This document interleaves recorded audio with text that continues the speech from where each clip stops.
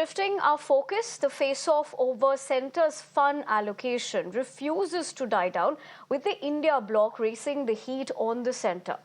Now, top leaders of the Karnataka government are staging a protest today in Delhi's Jantar Mantar. The Chief Minister Siddaramaiah and Deputy Chief Minister D.K. Shivakumar have clearly stated that their protest is to save the people of Karnataka and not for politics. Now, D.K. Shivakumar reiterated that the state government is asking for its rights and its share. This as Karnataka Congress ups its ante against the centre over injustice in devolution of taxes and allocation of funds. Karnataka Congress also accused the centre of withholding legitimate tax and GST dues from non-BJP states. On the other hand, the BJP also took out a counter-protest in Delhi as well as in Bengaluru. BJP MPs were seen raising slogans outside the Gandhi statue in Parliament, while the BJP leaders in Karnataka protested outside the Vidhana Saudha. Raising this issue of discrimination meted out by Government of India, particularly state of Karnataka, and also the states of southern India. Is the second biggest, largest state which is giving highest revenue to this country. We are asking for our rights. We are asking for our share. Srimati Nirmala Sitaram was telling that central government doesn't have any powers. It all depends upon the Finance Commission. If they are, then why there should be a government? I agree. It is an autonomous body. But what mistake has been done, it has to be, what this discrimination has been done, it has been set right. It is duty of the Government of India. I request, we all request, we are the voice of Karnataka. We are the representative of Karnataka. We have come here to show that we all are fighting for the cause of the people of Karnataka.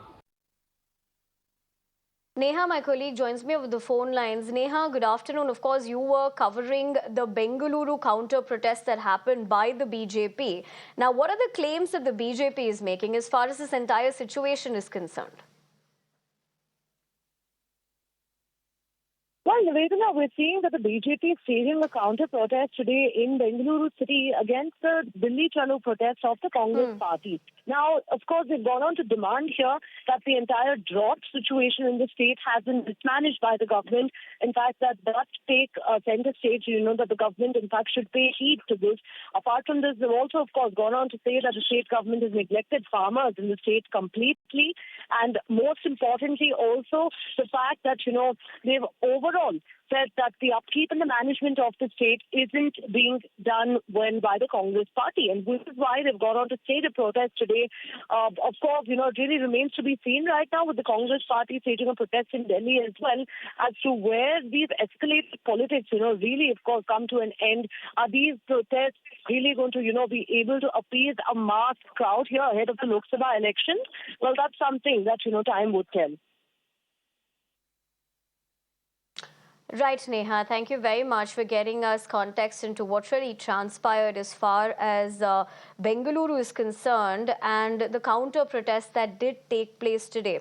But essentially, let's also tell our viewers as to why this did reach the national capital. Because remember, the Karnataka Congress has spoken about multiple demands. Number one of the demands as far as the protest is concerned is that they believe there's no penny for drought relief. Remember, the state has been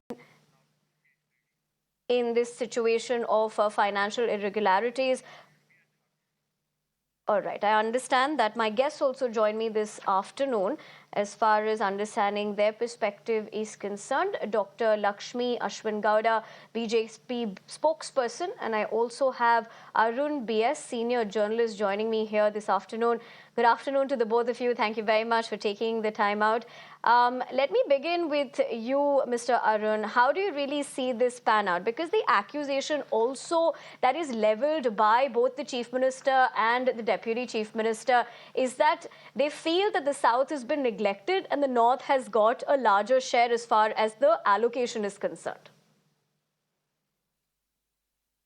Yeah, if not just Karnataka, but several other states, including some of the South Indian states like Kerala, which is going to hold a protest tomorrow in the national capital, Tamil Nadu, and then West Bengal in the east, if all of them are, protesting against the discrimination or injustice being done to them, there must be some truth in that. But having said that, we should also know that the Lok Sabha elections are approaching, and each party is trying its best to attract the people and also inform them of the discriminatory attitude of the rival party. So, in both the contexts, I think this suits very well. But overall, I would like to say that the figures given out by the state government also needs consideration. I think the center has to ponder, notwithstanding the fact that Finance Minister Nirmala Sitharaman has informed Parliament that there is nothing that she can do because all the devolution formula is framed and approved by the Finance Commission, a constitutional body. But the state government has also been saying that it's not just the Finance Commission devolution formula, but also others like grants in aid, the other financial assistance from central government. Things like that have been going against the state government. He just gave one example, saying that the drought, the application for drought relief by the state government was given to center about 5 months back. Until today, there has been not a single meeting held. So he's asking why this attitude of the BJP government, why they're not coming to the aid of the Karnataka government here in South India. So he's also asking the other BJP MPs. There are 25 Lok Sabha MPs besides several Rajya Sabha MPs of the BJP, and then he's asking what they're doing instead of cajoling their own government in Delhi to help the people of Karnataka. So Karnataka is right now reeling under drought. State government has said that an overwhelming majority of the taluks are facing severe drought, and there is a dire need of the central government to help the Karnataka state and its people. So overall, the state government, the Congress-ruled government, has taken on the BJP, and it has taken the protest to Delhi. I think this in itself is a significant development, both in terms of attracting the whatever that is due to Karnataka, as well as telling the people of Karnataka, look, the BJP government is doing injustice, and please take a note of this.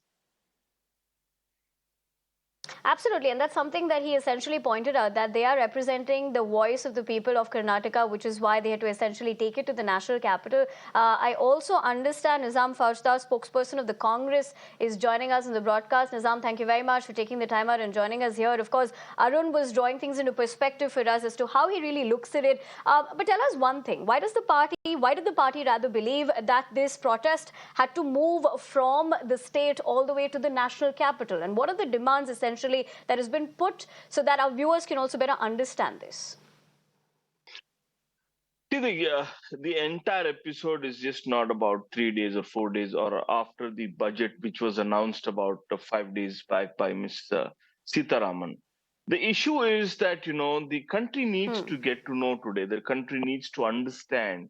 The country needs to understand how the justice and injustice is being done over the state and the people of the country. The issue is not about the South or the North. It is about how you justify, how you give justice, how do you reward the states which are doing really well, And when the state which is giving about 4,10,000 crores to the exchequers of the national government, and when they give back about 35,000-40,000 crores, it means it is just about 10%. And in the tax devolution, it is just about 13% of what we give. Whereas the states like Uttar Pradesh, when the BJP says and Mr. Prime Minister says, "Aaj Viksit Bharat ho gaya hai," "Aaj we are getting into the $5 trillion economy, 7 trillion and 10 trillion economy," that means it is a developed country. And if it is a developed country, why don't you give back the same thing that you take from the state back to the state, so that they prosper and develop again, and create the state which could be the world leading state? When Karnataka is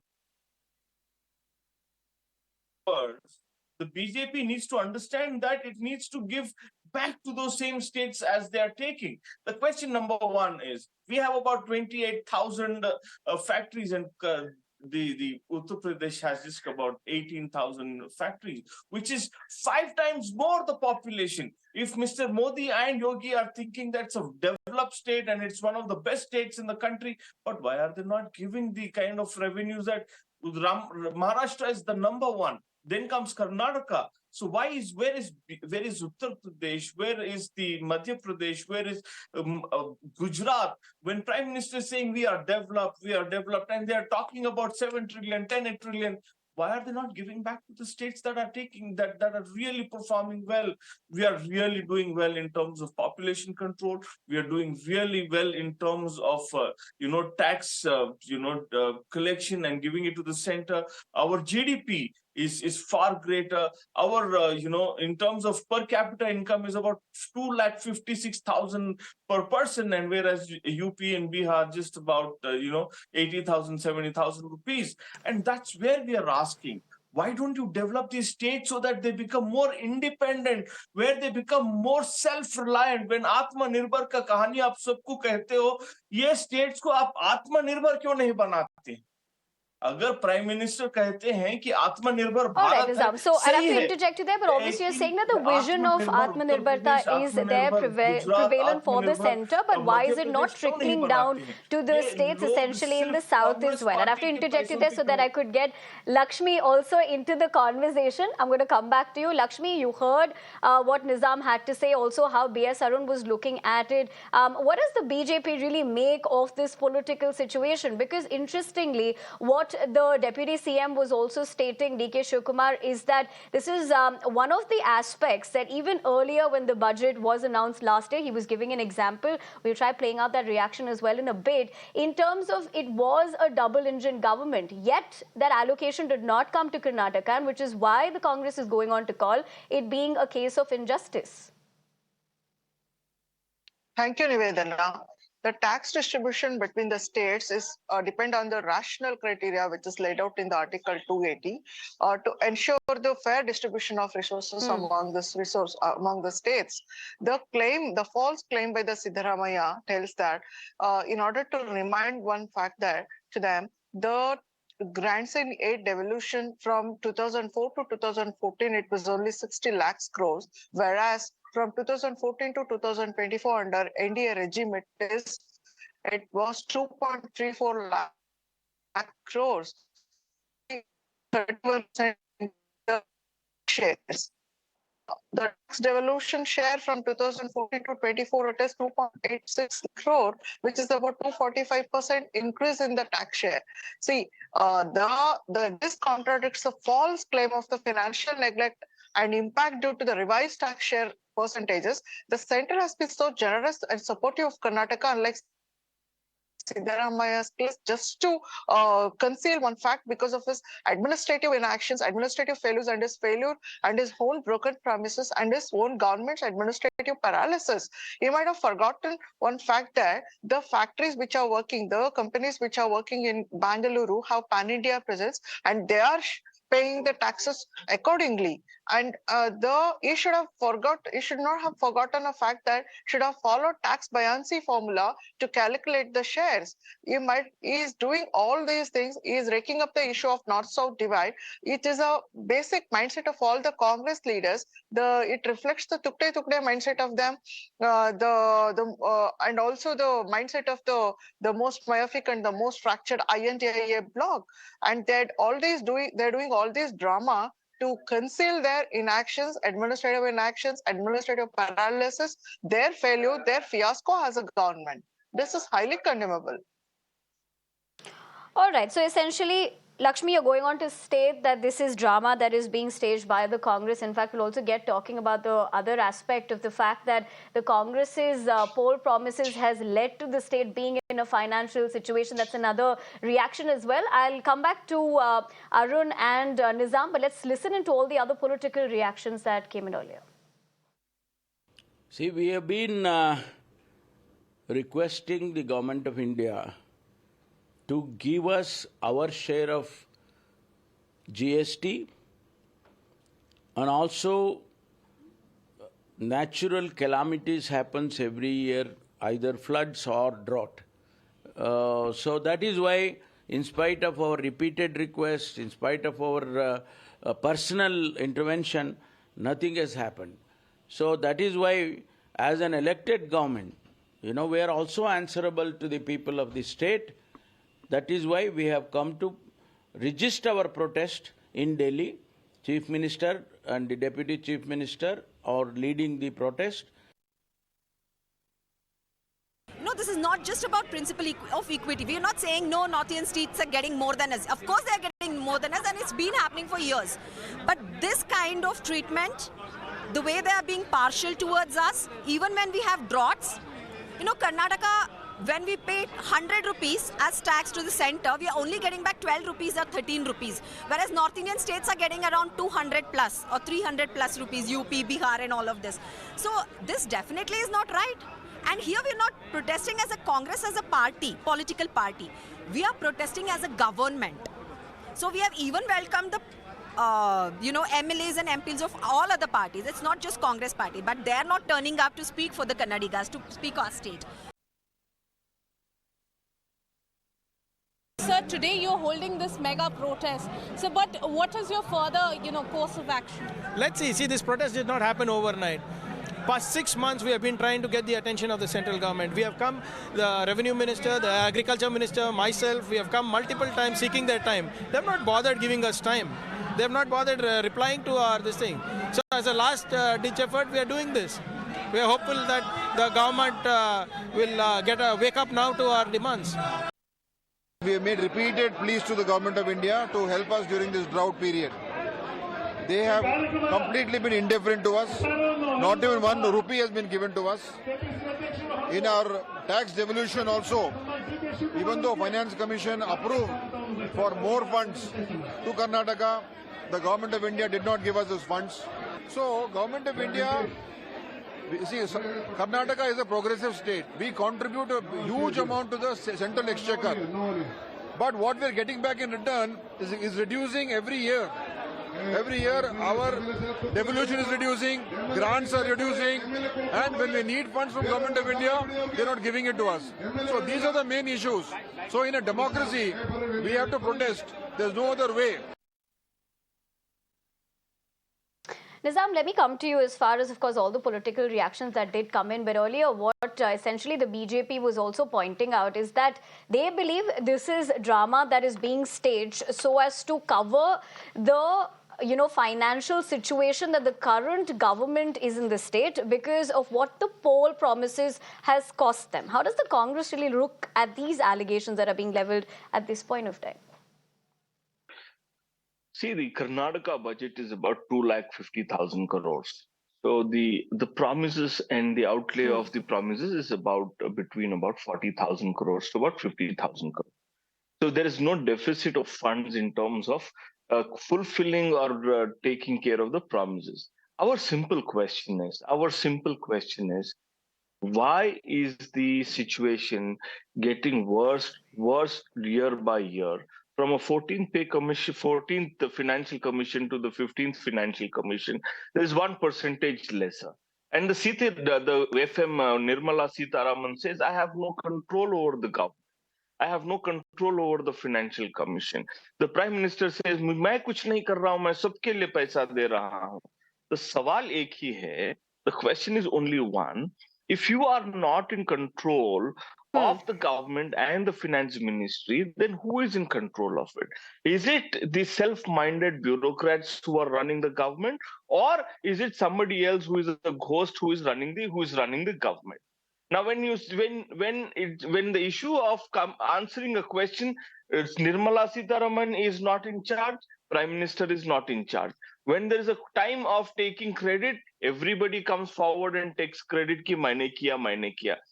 आज सवाल है, the question today is in an Atmanirbhar Bharat of the Prime Minister Modi's dream and Jhumla Bharat that he calls. Why are you not making these North Indian states as the Atmanirbhar Bharat?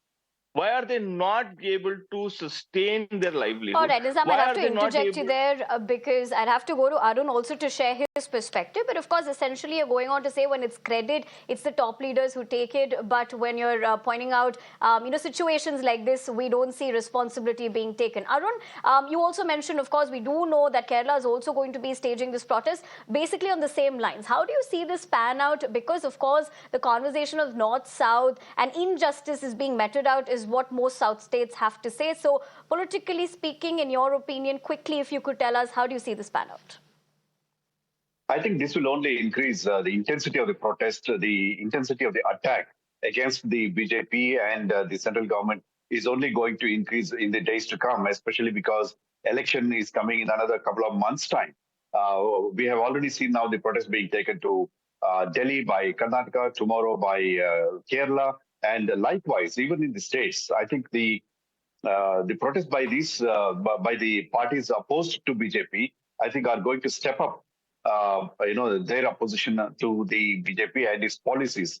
I think that is the way to go for these parties, especially because of the election of the coming elections. So we can see these kind of protests, and not just in the capital cities, but this party is going to the district headquarters and likewise even to other areas. So I see the all right, essentially, Arun saying that the tussle and the fight is only going to get more intense. I'd have to interject you there. But I want to thank you as well as Nizam and Lakshmi earlier for joining us on the broadcast and helping our viewers better understand where things are at the moment as far as this is concerned.